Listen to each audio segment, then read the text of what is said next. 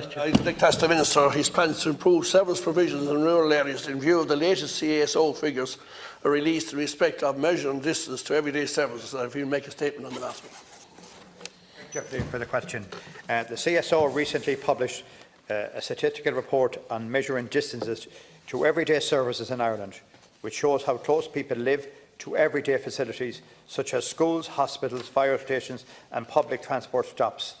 The report shows that the average distance to most everyday services was at least 3 times longer for rural dwellings compared to urban dwellings.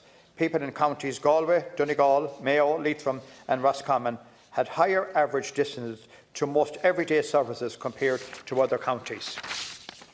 This is why we need policies to support our rural areas.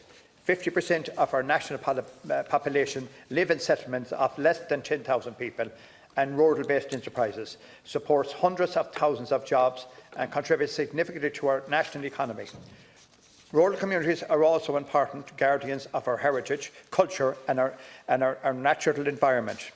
It is important that we ensure that people living in rural areas have reasonable access to services if they are to continue to live and work in rural Ireland. Since 2017, the Action Plan for Rural Development has been delivering a wide range of measures across government departments and agencies to support job creation, investment in towns and villages renewal and improve the delivery of services in rural areas, taking account of the ever-changing nature of our society. My department is currently developing the next phase of the rural policy to succeed the Action Plan for Rural Development, which reaches the end of its life cycle this year. The new policy will reflect a whole-of-government commitment to a range of matters impacting on rural Ireland. My officials will reflect on the data in the recent CSO report in finalising the policy.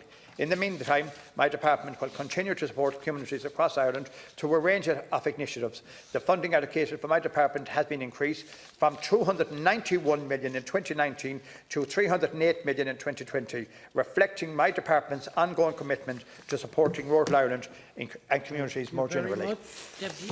Minister, by your own admission, the latest CSO figures confirm that the government is leaving rural Ireland behind with regard to service provisions. The CSO data published last week, as you have read out, on measuring distance to everyday service in Ireland makes for very sobering reading. Rural dwellers face distances that are at least 3 times greater for most services, as you have pointed out, compared with their urban counterparts. Meanwhile, for a supermarket, convenience store, pharmacy and a GP, the average distance for rural residents to travel is about 7 times longer than their counterparts in urban. People in rural Ireland are facing longer commuting hours to get to work. However, the distance they must travel to a medical facility or a 24-hour gas station are much more pronounced than in urban areas. These statistics are alarming and show how the government is failing to deliver public policy solutions that improve public service provisions and make living in rural Ireland attractive. What is most disappointing is the fact that these figures are unsurprising. Under Fine Gael, rural Ireland has been abandoned. The figures released today only highlight this. It is clear that the government's much-referenced action plan is not delivering, and the Minister must explain what steps will be taken to rectify the imbalance, to use his own words, across the country. Thank you, Minister. Thank you. First of all, I just want to say to the Deputy, rural Ireland was never more alive. Not me, you're used quoting one set of CSO figures. I'll give you another one. The CSO have said more people working, more people living, more people now in rural Ireland than there ever has been since the foundation of the state. The department's funding allocation is... Wait a minute, I didn't interrupt you now. I did not interrupt you. The department, because I know you don't like to hear this, but I'm going to tell you, the department's funding allocation is increasing from €291 million in 2019 to €308 in 2020. The Rural Regeneration Scheme to date, and plenty of what went into your county, to date has provided €148 million for 110 projects, worth a total of €212 million. Almost 2,500 leader projects have been approved by the end of 2019. We expect 80% of the €164 million allocated for projects will be approved. Town and village renewal schemes spent to date €11.2 million. Funding under CLAR €14.8 million. The Community Services Programme €49 million. The SICAP Programme €43 million. And the Community Enhancement Programme €4.5 million to date.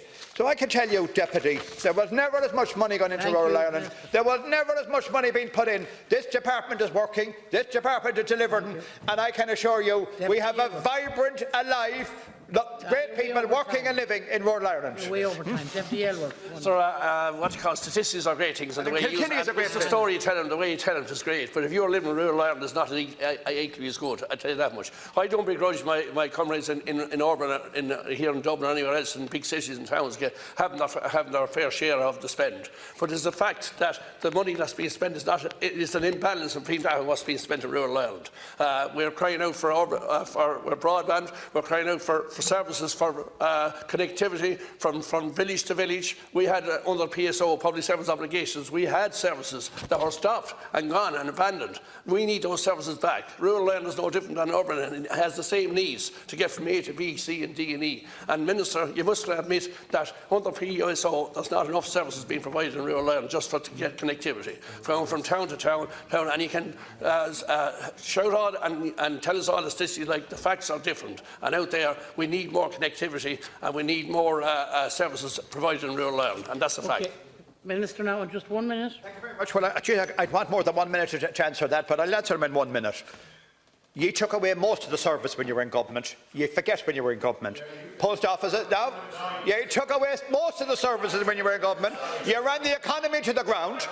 And well, I tell you, I'll ask you a question now. I'm going to ask you a question. Are you going to support us with broadband? Are you going to be saying one thing here in Dublin and another thing in Kilkenny? Are you going to support us? We have signed the contract. Are you going to support us for broadband? Yes or no? Yes or no? Get it.